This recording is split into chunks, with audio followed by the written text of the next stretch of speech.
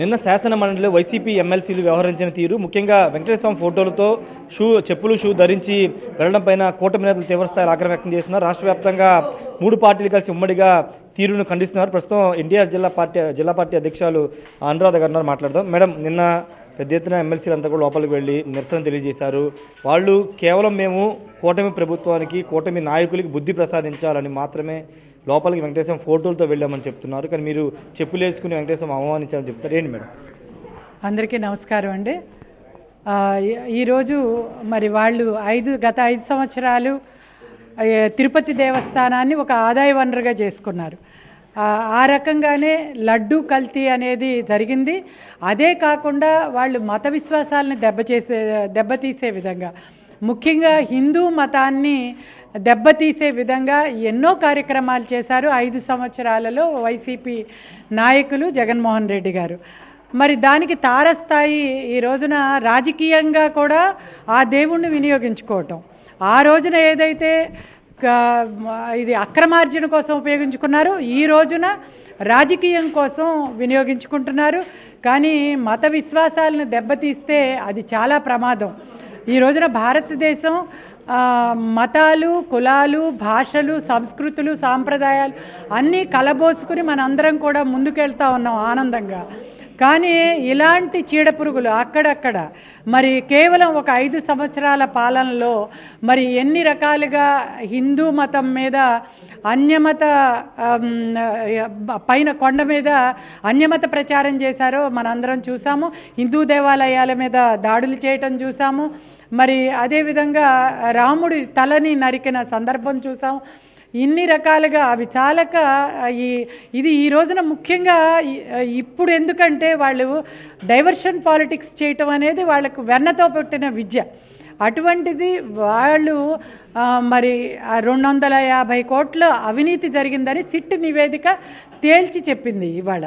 అంతేకాకుండా ఎన్డీడీబీ నివేదికలో కూడా కల్తీ జరిగిందని చెప్పింది. ఈ రోజున సిట్ నివేదిక సుప్రీంకోర్టు ఆధ్వర్యంలో కెమికల్స్తో కూడింది నెయ్యి. అసలు ఇది నెయ్యే కాదు, పాలు అనేది వాడలేదు. 68 లక్షల కోట్ల పాలని అసలు కొనకుండానే నెయ్యిని అనేది ఉత్పత్తి చేయటం జరిగిందని చెప్పారు.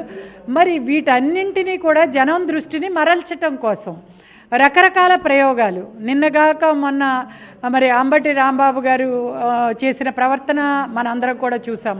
ఆ రకంగా అలజడి సృష్టించి దాన్ని మరపుకు తేవటానికి ట్రై చేశారు. అది కుదరలేదు. మళ్ళీ అంటే కల్తీ లడ్డు గురించి చర్చకి అడుగుతుంటే కూటమి ప్రభుత్వం ముందు రావట్లేదు, దాని మీద చర్చ చేపట్టడానికి అడ్డుకుంటున్నారు అనేది కూడా వాళ్ళు చేస్తున్నారు. కల్తీ లడ్డూలో కల్తీ జరిగిందనే చర్చకి మేము ఎప్పుడూ సిద్ధమే అన్నారు. వాళ్ళు అలా అడగట్లేదు. వాళ్ళు సంబంధం లేని హెరిటేజ్ని తీసుకొచ్చి దాని గురించి చర్చ పెట్టమని చెప్పి అడుగుతున్నారు. అంటే ఇదే మేము చెప్పేది, డైవర్షన్ పాలిటిక్స్ అనేది ఏ రకంగా వాళ్ళు చేయటం వాళ్ళకి అలవాటో, వెన్నతో పెట్టిన విద్యో అది ప్రదర్శిస్తూ ఉన్నారు. అంతేగాని నిజంగా లడ్డూ కల్తీ మీద చర్చ ఎందుకు అడుగుతారు? వాళ్ళు క్లియర్గా సుప్రీంకోర్టు ఆధ్వర్యంలోనే సిట్ నివేదిక తేల్చి చెప్పిన తర్వాత అదేవిధంగా టీటీడీ మాజీ చైర్మన్ సుబ్బారెడ్డి గారు కూడా ఒప్పుకున్నారు క్లియర్గా దీనిలో కల్తీ అనేది జరిగింది. అయితే అది కెమికల్స్, పామాయిల్, ప్రమాదకరమైన కెమికల్స్ కూడా ప్రమాదకరమైన కెమికల్స్తో అది రేపు క్యాన్సర్ రావచ్చు, తీసుకున్న వాళ్ళకి ఏదైనా రావచ్చు. మరి అలాంటి వాటితో కూడిన కల్తీ జరిగిందని స్పష్టంగా చెప్పినప్పుడు వాళ్ళు దాని మీద చర్చ అనేది అడగట్లేదు. ఇంకోటి, మొన్న జగన్మోహన్ రెడ్డి ప్రెస్ మీట్లో చాలా స్పష్టంగా చెప్పారు, 2 కొండలని 7 కొండలు చేసింది రాజశేఖర రెడ్డి గారు. ఆ జీవో తెస్తే ఆ జీవోని అధికారంలోకి వచ్చిన తర్వాత రద్దు చేస్తానని ముస్లింలు, క్రిస్టియన్ల ఓట్ల కోసం చంద్రబాబు మాట్లాడారని కామెంట్ కూడా మొన్న జగన్మోహన్ రెడ్డి. వాళ్ళు రకరకాలుగా ఏమార్చడానికి ఎన్ని మాటలైనా ఈ రోజున మాట్లాడతారు. ఈ రోజున చేసిన తప్పులకి వాళ్ళని క్షమాపణ కోరమని మేము అడుగుతున్నాం.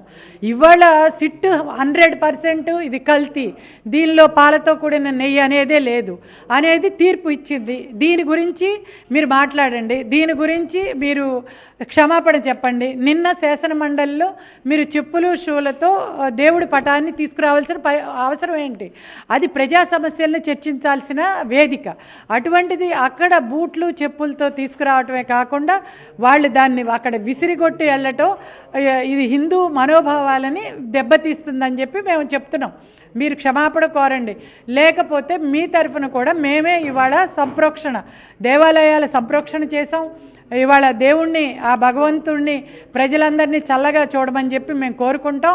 ఈ మత విశ్వాసాలని దెబ్బతీస్తే, మత విశ్వాసాలను రెచ్చగొడితే ఏమవుతుంది అనేది చరిత్ర మనకి చెప్తా ఉంది.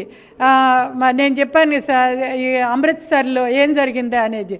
బ్లూ స్టార్, ఏం బ్లూ స్టార్ అండి దాని పేరు, ఆపరేషన్ బ్లూ స్టార్. ప్రతి ఒక్కళ్ళు కూడా ఆపరేషన్ బ్లూ స్టార్ గుర్తు తెచ్చుకుంటే వణికిపోతారు. మరి ఆ రోజున అమృత్సర్లో తీవ్రవాదుల కోసం ఆ రోజున ప్రభుత్వం బూటు కాళ్లతో సైనికులను పంపించినందుకే ఆ సిక్కుల మత విశ్వాసాలు దెబ్బతిన్నాయి. మరి ఏమైపోయిందో ఆ తర్వాత ఆ ప్రభుత్వం కానీ ఆ నాయకులు కానీ ఏమైపోయారో చరిత్ర అనేది చెప్తుంది, మనం చెప్పవసలు. కాబట్టి మీకు ఇప్పటికే ఆ పరిస్థితి వచ్చింది. మీరు 11 సీట్లకి దిగిపోయారు. మరి ఆ దేవదేవుడు కోపగిస్తే ఏమవుతుందో ఇప్పటికే చూపించారు.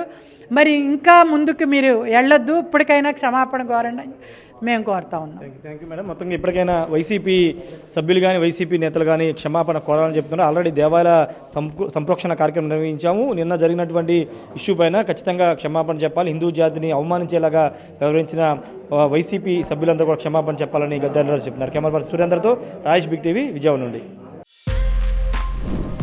For more videos like this, subscribe Big TV channel.